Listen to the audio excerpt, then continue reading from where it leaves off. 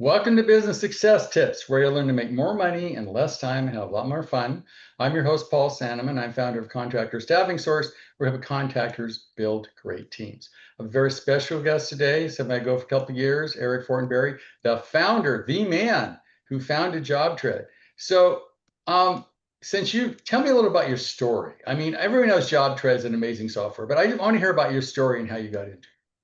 Yeah, sure. I don't know how far back you want me to go, but you know, Well, go back to as far as you think is appropriate, after high school, but just kidding. Like, sure. I mean, So yeah, I think see when you sold your other business, right? You start there, okay?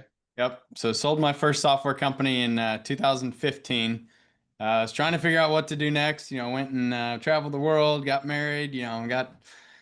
Got all that fun stuff out of the way there. But that entrepreneurial itch just never goes away, and I was just kind of trying to again try to figure out what's next. Had my landscape architect and outdoor living contractor. She was doing a lot of work for us in our backyard, our front yard, and like I started getting to know her a little bit more. Like, their crew did a great job, but like, I realized one day I wasn't getting invoiced, and I was like, why am I not getting invoiced? And started asking her. I thought she was like, just because I was giving her a lot of consulting, coaching, kind of just helping her Right. out. Maybe she wasn't invoicing me. Well, it turns out she actually had no idea who was getting invoiced, didn't have any systems, processes in place. Ended up going and spending some time at her office and actually helped her first set up QuickBooks, and then we got her set up with with the system there to help kind of manage all of the jobs.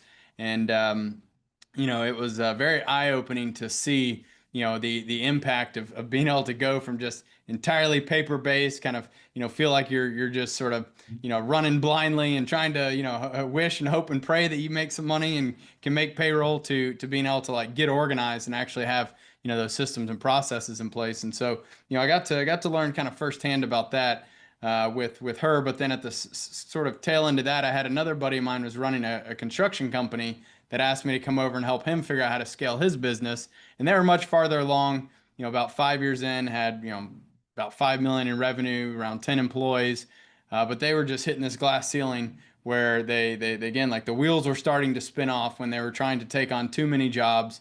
Didn't have, again, good systems, processes, literally paper walking in the door, timesheets. They're printing off every bill and putting it into these folders and waiting for the project manager to come in, approve it whenever that was going to be. And then someone would like manually enter it into a spreadsheet. Then it got copied over this other spreadsheet and then manually entered into QuickBooks. And like, again, like I saw the inefficiencies of not having good systems and processes in place. And those guys were, I basically just said, hey, look, let me go find you some software, help get it set up and implemented. And, I was, again, just trying to help out, sort of, be a Right. consultant or, whatever for a little while. Wasn't really looking for a full-time job. And they, when I did the deep dive and found all the software out there, made this huge spreadsheet of all the the pros, the cons, the bells, the whistles, the cost, implementation. Like I struggled to make a recommendation for them about what they should implement, because I felt like everything out there, like it either felt like super antiquated,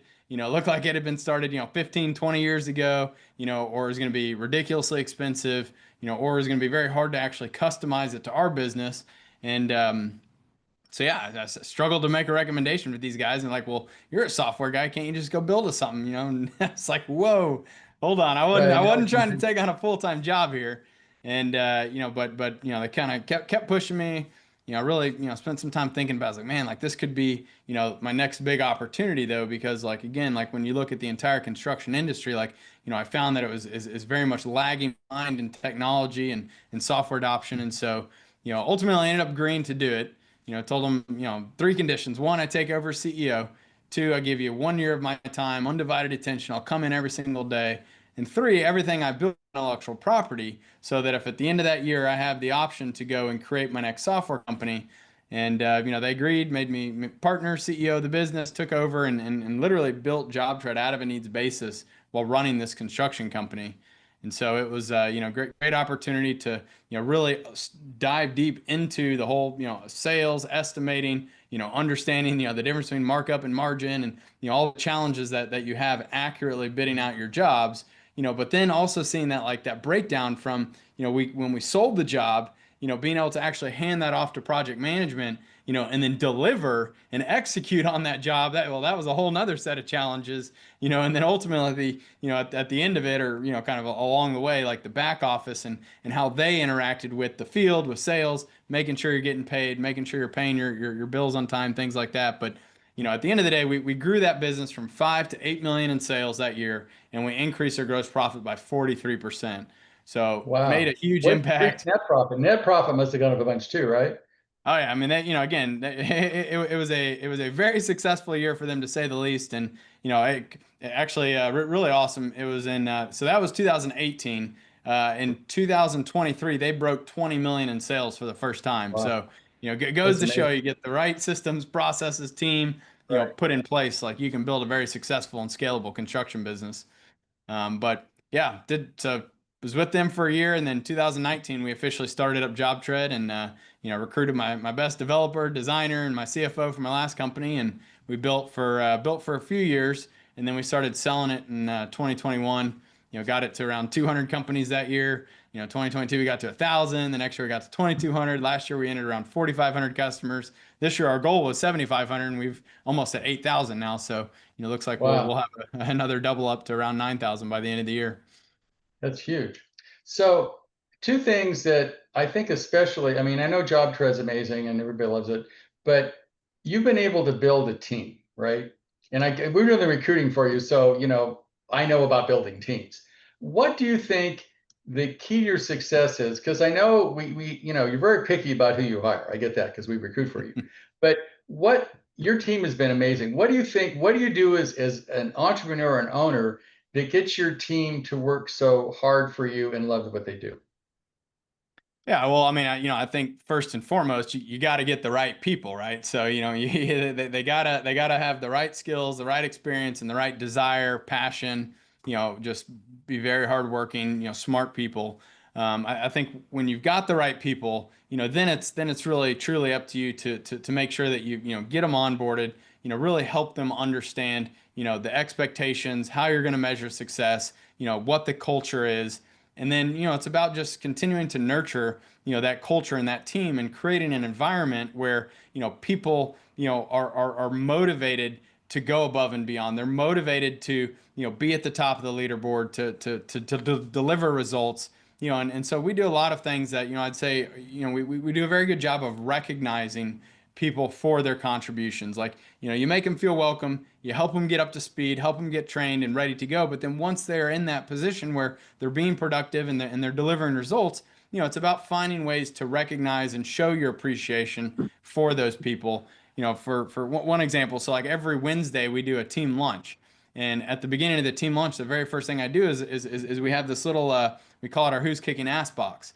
And so throughout the week, since the last team launch, anyone on the team can come in and can submit, just a little anonymous note that, recognizes somebody who has, done something exceptional, gone above and beyond for a customer, project, whatever it may be. And so, like, I think that's like a great way to, take the time to just recognize people. And again, like, there's no way that I would have been able to, or really anyone on the team would have been able to see those things without having this way to sort of create that recognition.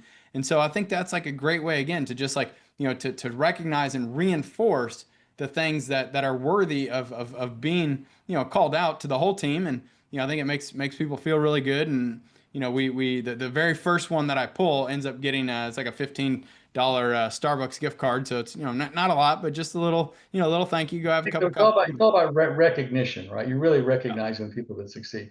Now, Exactly. you built this company from like, nothing to 8,000 contractors. You've worked with a lot of contractors. I know, JobTread Connect, we focus on how to help contractors do better. So you've worked with a lot of guys, you've seen a lot of problems. What do you see are the big issues with contractors? You're talking to them right now. You say, if you could tell them two or three things, just do these three things, what would they be? Well, it would absolutely focus on, creating a great team and a great culture. Make this a place that people want to get up every day. They're excited to come into work. They want to be part of your team. They want to deliver results. First and foremost, focus on building a great team. Okay. And to take it a step farther, I think like that's like really understanding like your mission, your vision, like your values, and finding ways to ingrain, that into not, again, recruiting process, hiring process, onboarding, and then ongoing operations. Like you got to focus on that.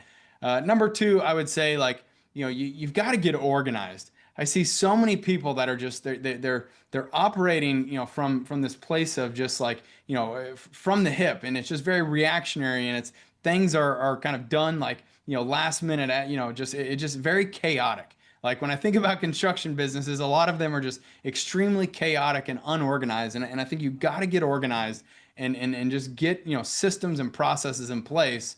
And when you Well, do what's that, the best way to, now a little bit, what's the best way to get organized? Because what I've seen people do is, I'm going to call it organic. They get this piece of software and that piece of software and this person and that person, sort of it grows organic without a plan. Then pretty soon they're working really hard and they're not making any money. Have you noticed yeah, that? yep. So how do you avoid that kind of organic sticking together, this software, this person, that person, to more of an organized plan? How have you done it? It starts before you go out looking for the software. Like you have to take the time to understand your current processes, go shadow each and every person in your company and understand where are the bottlenecks, where are the breakdowns, what is not working well, or where do people feel like they're spending time that they shouldn't be, or that they're just, things that are driving them nuts. Like go find all the problems, and then you can take that and you can start to go look for solutions. But if you don't understand what problem you're trying to solve, then you won't know if you found the right solution to meet that need and to solve that problem. So like So I always how do you encourage people like, separate? How do you separate yeah, the separate problems? I mean, the guy will say, I'm working too hard, not making enough money. Well, that's a bit vague, right? So how do you locate, maybe, your estimates aren't on time, you're not delivering on time. How do you identify those specific problems, if you're a contractor, that you can actually deal with one at a time? yeah, well, you got to start with process mapping. Define what So is what is your process process. mapping for those who don't have any idea what you're talking about? Well, wake up every day and start documenting every single thing. Where are you spending your time? How long are you spending on each activity, and what are the things that need to get done? Because a lot of times, people can get squirreled and go down these paths where they just like waste an hour of their time and it wasn't the highest priority. So you got to understand like what are the mission critical activities that need to happen? Who is going to do it? If it's not you, then who on your team is going to do it? And are they able to effectively, execute on that particular task or activity? And again, if your expectation in your mind is that, generating an estimate would take an hour and you see it's taking someone all day, well, then you got a problem. And so like I think it's about really like analyzing and understanding what is the current process to do these different functions. And I think like when you really think about it, like you've got to organize your team and your people into functional roles.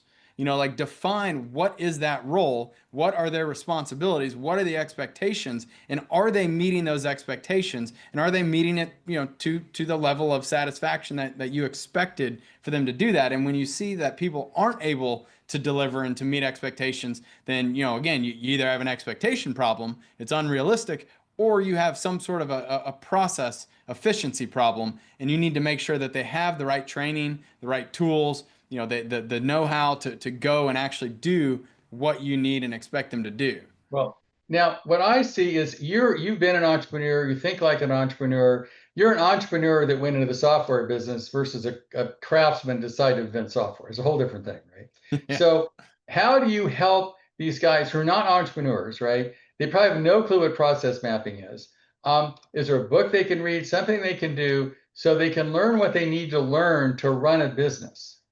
Yeah, I mean, so I mean, we provide all sorts of training. Like when people come to work with us, we have an entire training curriculum that starts at the very beginning of helping them understand what are their processes, what do they want to move over to JobTread, how will this help them? Like I think it's about like finding, ways that you can learn, and take your business to the next level. Like you have to have that open mindset to want to be able to find opportunities to improve, to change, to grow. And so like by working with our team and by, going through our training programs, we also have like in-person boot camps that we do once a month. Obviously we have JobTread Connect, which I think a great opportunity to network, get in the room, rub shoulders with other people who have already been there. They've done that. I think there's a lot of opportunities for people. I don't necessarily know if there's like one book or one, YouTube video or podcast, but I think it's a culmination of like making that decision to want to figure out like, what do you not know? What are you not good at? What do you need to do to implement be that change agent for your organization? Now, one of the things I found in my years of coaching is why is way more important than the how to, right? I mean, if Absolutely. they're like, I always say, do we have a motivational problem or a training problem? And I say, if you put a gun to your head and you can't do it, you have a training problem. If you put a gun to your head and you can't do it, you have a motivational problem, right? Yep. And most problems in construction are motivation. They don't have enough reasons. They're not in enough pain, for lack of a better term, to fix it until they find they've been in the same job for 20 years, making the same amount of money. Go, oh my God, I sort of threw my life away, right? It's a little late then. Yep. So I think it's about finding the reasons, right? Why? Whether it's building net worth, helping people out, being philanthropic, just making a difference in humanity. So I'm going to ask you, Eric, what are your whys? What gets you up in the morning? Why are you doing this? I'm sure you don't need the money. You can live the rest of life on what you've already got. So why do you do this? Yeah, I mean, it's I think ultimately, like at this point, like I want to give back. I've built very successful business, sold it. We're good to go financially, but like that having all the money in the world doesn't like fulfill you. It doesn't make you happy. It certainly makes life easier, but like at the end of the day, like I had a lot of people in my life that helped me to be able to achieve that success. And so at this point, it's about how do I give back and help as many others be able to have that same, success, because like I've seen, the fruits of the labor. I understand firsthand, like being an entrepreneur is the greatest job you could possibly have. That doesn't mean that it's easy. And that doesn't mean that like, everyone is going to be successful at it. But when you can get it dialed in and when you can, build a successful business, a team, where you can implement and set yourself up to live the lifestyle that you want, then like again, it's a great experience. It's a great life. I mean, Well, I love, working, and I think that like at the end of the day, though, like it's about creating, as much good for other people. That's like the legacy that I want to leave back, and that's I see JobTread as this platform for me to help motivate, inspire, equip and train as many possible other entrepreneurs to be, able to have that same level of success. And that's, ultimately that's what it is for me at so this if your point. why is making a difference in other people's lives, how do you know you've done that or not? Well, what make me, oh my God, this is amazing. I did whatever this is, right? So what gets you excited about your why? What results do you look at and go, oh my God, this is amazing? And my guess is just not, bottom line, how much money you made this year. I think it's other things. So Yeah, what no, are I those mean, other things that yeah. really, oh my God, this is amazing because of whatever happened? What really gets you excited about achieving things? Yeah, it's the stories. It's being able to meet people, shake their hand, and hear firsthand the impact of. I mean, I can't tell you the number of times I've heard that like we've saved people's businesses, we've saved their relationships, we've saved their marriages, like we've saved families, like and like you don't always like think that like these things would be interconnected, but like they really are. And when you can help somebody in that way, like it is extremely fulfilling. At the end of the day, like every time people come to our office for JobTread boot camps, for JobTread Connect, like, hearing from hundreds and thousands of people about the impact, that it's just, you can't ask for anything greater than that. And when they Right. recognize people on our team that have been there for them and have helped them, through these tough problems. And when you realize like, just truly like we are an extension of their team. Like they Right. are able to tap into all of our knowledge, our resources. And again, it takes a desire by them. It takes, the motivation by them to go and implement and to be the change. But like when they do that, like again, the sky is the limit for them. And that ultimately is, that's what it does, that's what motivates So me. So to put in short words, Eric, you're more motivated by making a difference versus making money. Is that fair? Yeah, absolutely. I mean, we've had our price $199 a month. Everyone's like, why in the world is it so cheap? Our competitors are, 1,100, $1,200 a month, like a percentage of their revenue. Like, and it's like for us, like it's not about the money. Like we make we are ridiculously profitable on $199 a month, plus $20 per user, but like it is still a very, very cheap and affordable, software solution, and I think, and I firmly believe that like software should be affordable. Like it drives me nuts. It makes me so mad to see some of these other software companies that are, basically price gouging. Like it doesn't need to be like that. Now, if you peel back the layers, you're probably going to find that they're owned by some private equity firm. And so Well, basically I they are know, in the they business. always justify it and say, well, it cost me $1 million to develop it. Therefore, I want to make $1 million a year for the next year, 10 years to pay it back. I go, I don't get the math, right? It's not, yeah, that math doesn't math. That's software is extremely scalable. It's ridiculously profitable. And again, like there are some companies that are truly in it for the money. They're in it for the ROI for their investors. They're very greedy. For me, again, like we just want to continue building our team. We need to be able to keep, hiring and putting them in places that they can help, more and more customers. And that's why we've been able to grow as quickly as we have. But like we have no desire, we have no intention of increasing our price because we feel like it is a great spot. If this was about the money, we Basically, could double our price right now. right. So you're not building the company to make another 5 million, I mean, increase your net worth. You're actually building it to make a difference in the construction community. Is that fair? Absolutely. And I think one of the issues, and it's probably a subset to me, is, I do the same thing in recruiting. I could retire on time, but it's fun. You talk to these people like you're a happy client, right? We made a difference in your life. And seeing you smile always makes me happy. It's the same kind of thing. Like, wow, we found these awesome people. So I think what's happening is sort of scary is private equity is coming into this industry big time, right? Yep. And so the guy who's just, well, I want to make a difference is being replaced by the guy that wanted to make, I want to make a ton of money, right? So what advice would you give to contractors that are listening to this? How do you stay motivated by making a difference versus making a ton of money? Because that's huge. Yeah, I mean, and look, I will admittedly say that like if this was my first time and this is the first company where someone came along and dangled this this really a lucrative looking carrot, it would be very hard to turn it down. Like I totally understand like that is what happens here is that private equity can come along and they can just put out some big number that it's like you would be a moron to turn that Here, down, but you want like $80 million? Here you go, right? I mean, I get it. exactly. I think though that's the unique thing about, us and the position that I'm in is like I've already gone through that. I truly do not care about the money. I do not, need anymore and don't want to be jaded and make a decision that's going to be best for me and only me and the investors, team. I mean, it's all family and friends, but like at the end of the day, like, it gives us the ability, and I refuse to talk to him. Now, do I give that advice to others who are building a construction company who may, have their goal be to be able to sell it? No, I mean, you should Right, absolutely talk to them if that is your goal. But like I think if you're not looking to sell your business or even not anytime in the near future, then like it can be a very big distraction.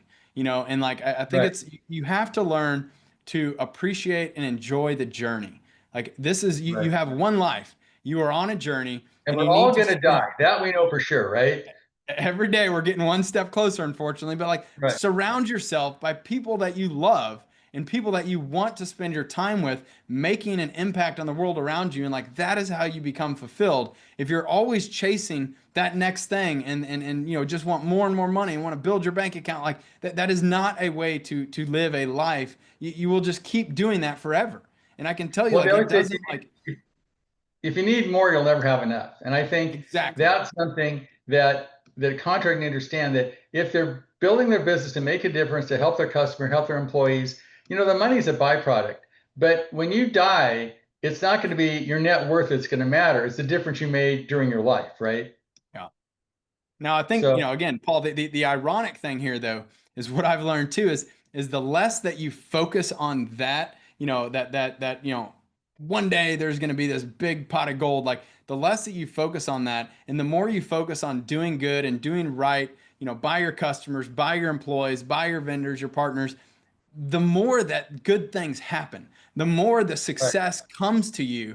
And it just goes to show that like when you do the right things and you focus on the right, and have the right intentions, like you can be very, very successful, and the financials and the cash and everything will flow and will follow you. It's just about, again, doing the right things and being in it for the right reasons. That'll help you weather the storm when things do get tough, because they will. There are good markets and bad markets. Like it is very cyclical, and like you just have to be able to know why you are doing it and be grounded and be Right. persistent, passionate, and never give up.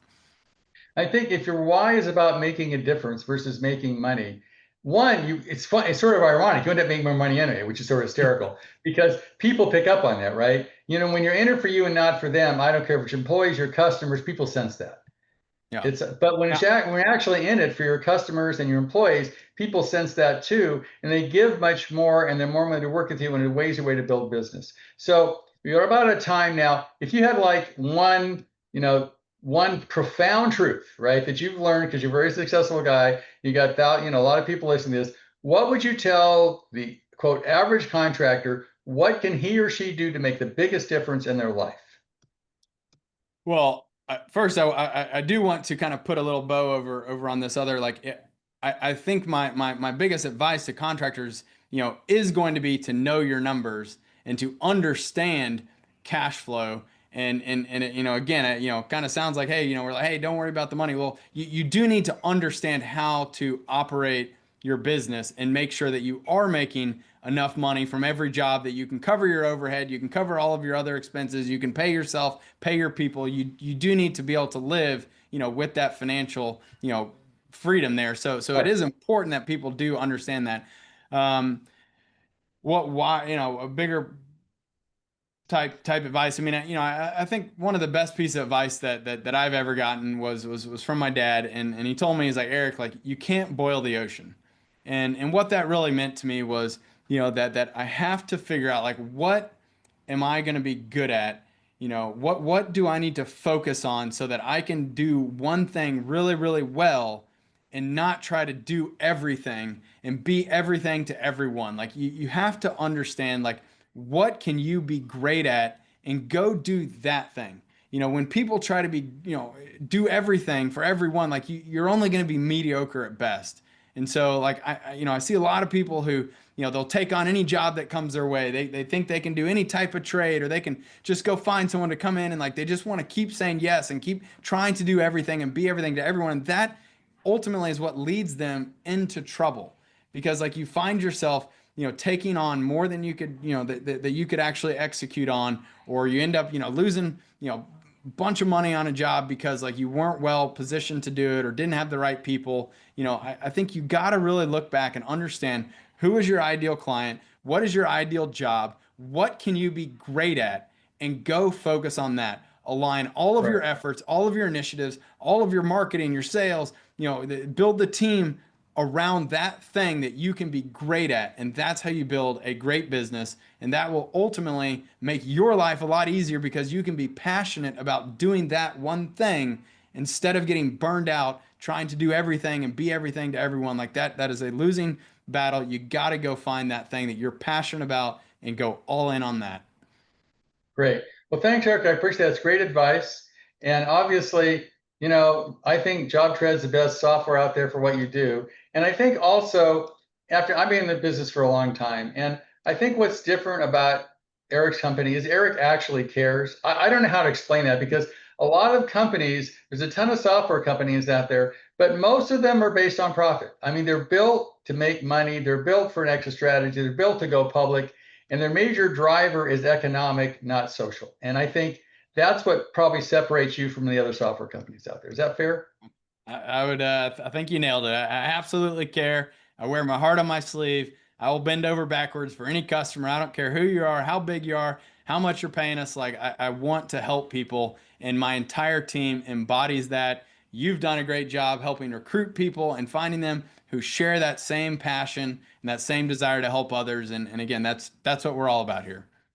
Okay. Thanks, Eric. I really appreciate you being here. Thanks for having me on, Paul.